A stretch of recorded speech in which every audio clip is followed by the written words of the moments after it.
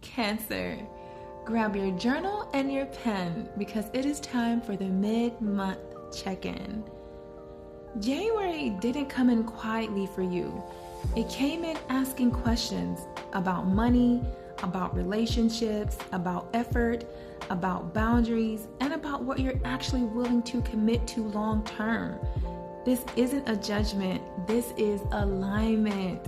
So before we talk about where January is taking you next, let's be honest about where you've already been, because the universe doesn't give new instructions without reviewing the last lesson. So let's get into it. January opened with a Mercury square Neptune, and this energy was messy. Mixed signals, confusion, unrealistic expectations around work, money, or agreements.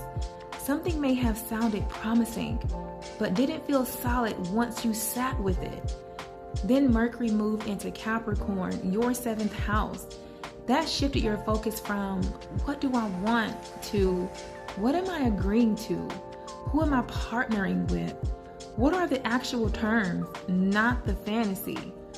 Then came the full moon in Cancer on January 3rd, and this one was personal. This wasn't theoretical. This was emotional clarity, Cancer. So you may have realized you've been carrying more than your share, you've been over-functioning to feel secure, or you've been tying your value to how much you give.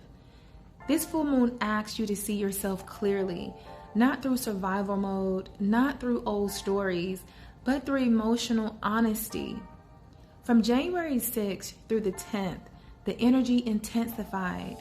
Sun, Venus, and Mars all activated Capricorn, opposing Jupiter. Big effort, big emotions, big expectations. This is where many of you may quietly thought, I'm doing a lot, but is this actually sustainable? Then came the Chiron squares. Venus, Sun, and Mars all touching a wound. Old relationship pain surfaced.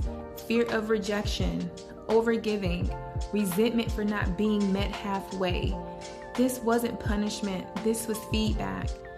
And what's interesting is the same themes showing up in your money and career life didn't stay there.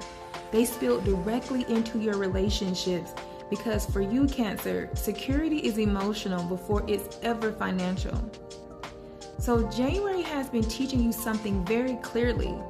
Love does not require self-abandonment. Some of you realize you've been negotiating your needs down, proving your worth instead of trusting it, emotionally available to people who aren't consistent. In mid-month, Venus sextile Saturn brought a grounding realization. Real love feels steady. Consistency is attractive. Peace is not boring, it's regulating.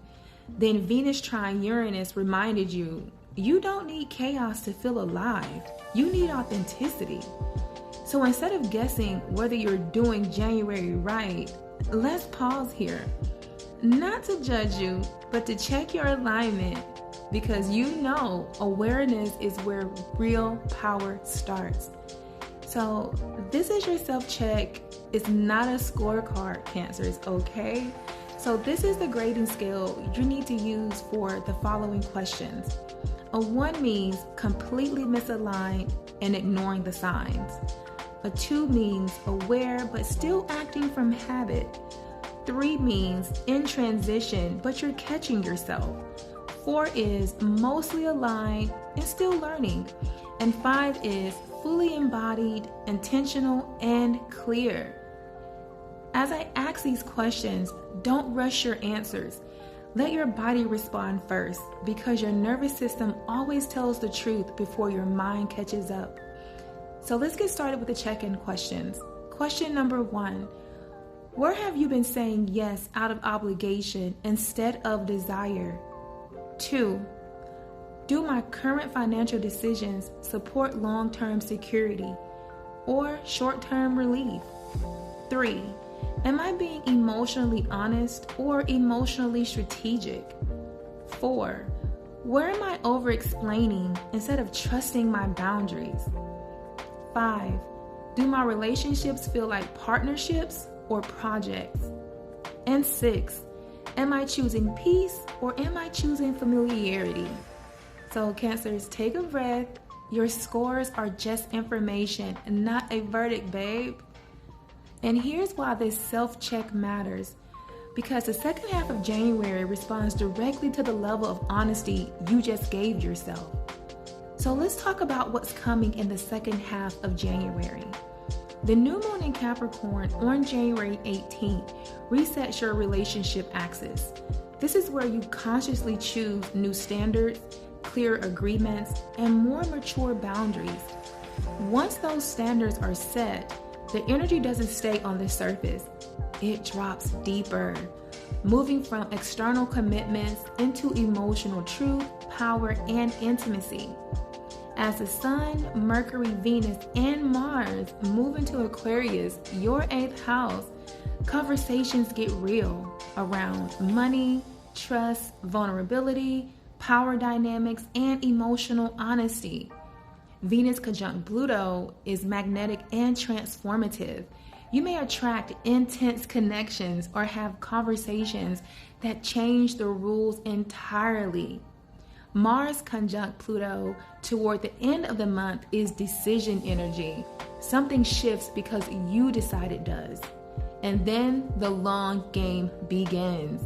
Neptune enters Aries on January the 26th, activating your 10th house of career and public life. This begins a long-term shift where your calling evolves, your public identity changes, your ambition becomes more soulful and more intentional. And just when it feels like everything is being stripped down to what's real, the universe lifts your gaze, asking not just who you are privately, but who you're becoming publicly. So if January has felt heavy, clarifying, or emotionally sobering, it's because it wasn't meant to break you. It was meant to recalibrate you, Cancer. You're not being asked to harden. You're being asked to self-respect. You don't need to earn love. You don't need to overprove your value. You don't need to carry what was never yours.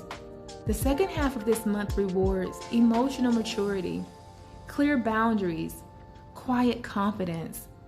Trust what you're learning about yourself. You're not falling behind. You're growing up energetically, emotionally, and relationally. And that is power. So join me over on Patreon because January already showed you the truth. And this reading will tell you exactly what to do with it.